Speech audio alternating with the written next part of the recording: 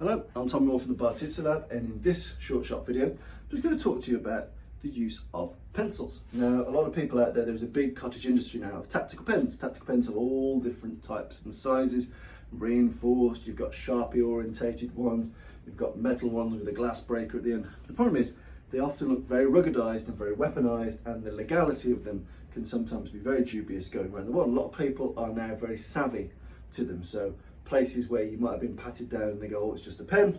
Nowadays, because they've been around the block for quite some time now, a tactical pen might be taken off you. Things that won't be taken off you anywhere in the world is the humble pencil. And I want to talk about the notion of having a brace of pencils.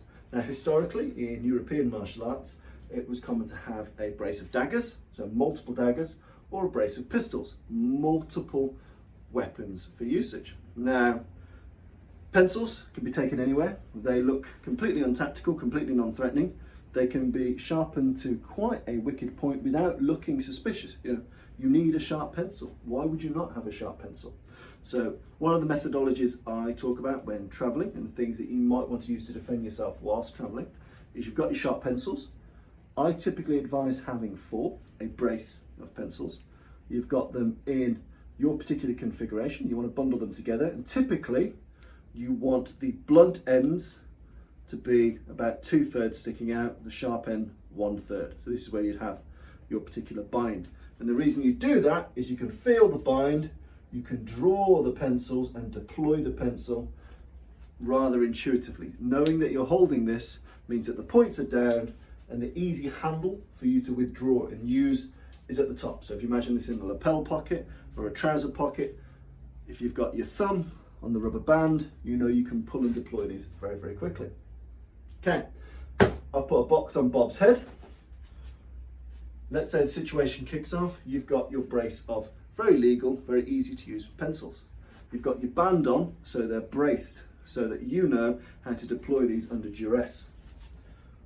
Okay, so if you imagine, again, you can practice all manner of draws from these compared to how you like to hold things. If you like it in a lapel, in a front pocket, back pocket, doesn't really matter as long as you can access it quickly and under duress. And obviously, as you start to drill these things, build in the ability to use an unarmed strike with which to draw and deploy these.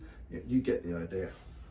But one of the great use of pencils is that in a more switch off, take them out type methodology, they're very easy to get into the eye. Okay, so again, easy to drive these into the eye, and then very easy to snap out. So once these are driven in, it's very easy for you to break the pencil. Okay, so you can drive in that hammer style shot. I typically advise capping, so putting the thumb on the end. So once you've drawn it from your brace, and bear in mind that this is a box, foam, another box and another box before my bob, because I don't want to ruin my bob. It can get in pretty deep from there, like so. Okay, once it's in, I can then decide to move to my brace and apply something elsewhere, or once it's in, I can then decide to cause more damage by snapping that pencil. Now, if you want to go for kind of lethal levels of force, or things that are going to switch people's lights out pretty quickly, the eyes are an obvious choice, or indeed the throat. But even, let's say that this is no longer a face, but a thigh, or an upper arm. If you wish to, using the brace, you can very quickly deploy multiple, hugely impeding, but non-lethal bits of damage. So imagine that's an upper arm, okay? I can deploy these in rapid succession. So I'll throw this one away for now. I can drive these in rapid succession. I can drive in and snap, like so. So I can drive in and snap the pencil. Now, some poor bastard has a pencil lodged into a major muscle group that has now been snapped. You cannot really use that muscle group anymore. And once you've got that, then you can start to get good at compounding these. So if you imagine from that original brace, I can go 1, 2, snap. And from there, cause significant damage. So again, A great way to use pencils for self-defense. They can travel all around the world. They can have a wickedly sharp point. You can use them in a lethal, game-changing, game-ending way, into the eyes or into the throat. And one of the most important ways to use them, regardless of whether you're going for lethal or incapacitating, is stab and snap. Stab and snap. So get used to the ability to stab in and snap out and then deploy something else. And that's why I talk about a brace of pencils.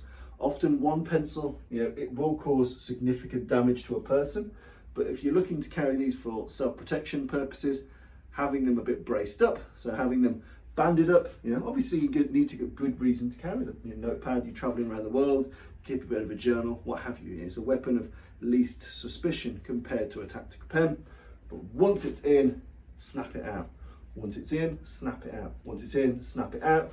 Typically carry in 3s or 4s, band it up as I mentioned, and you've got really good tactical options to deal with one person very robustly or 2 people sufficiently. So again, use of the pencil, don't underestimate it, even John Wick loves it.